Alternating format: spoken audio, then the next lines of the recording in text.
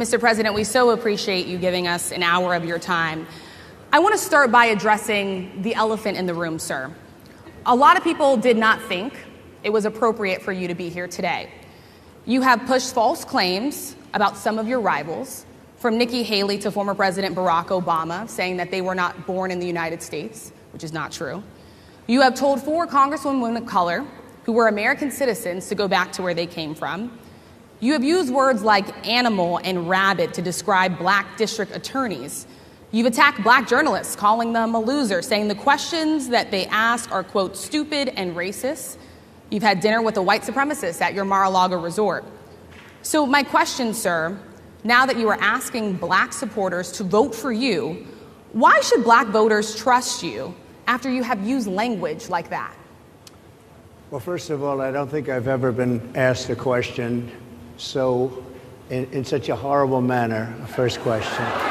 You don't even say, hello, how are you? Are you with ABC? Because I think they're a fake news network, a terrible network. And I think it's disgraceful that I came here in good spirit. I love the black population of this country. I've done so much for the black population of this country. I think it's a very nasty question. I have answered the question. I have been the best president for the black population since Abraham Lincoln. That's my answer. Better than President Johnson, who signed the Voting Rights Act? And for you to start off a question and answer period, especially when you're 35 minutes late because you couldn't get your equipment to work, in such a hostile manner, I think it's a disgrace. Let me just ask a follow-up, sir, and then we'll move on to other questions here. Some of your own supporters, including Republicans on Capitol Hill, have labeled Vice President Kamala Harris, who is the first black and Asian American woman to serve as vice president and be on a major party ticket, as a DEI hire. Is that acceptable language to you? And will you tell those Republicans and those supporters to stop it? How do you define DEI? Go ahead.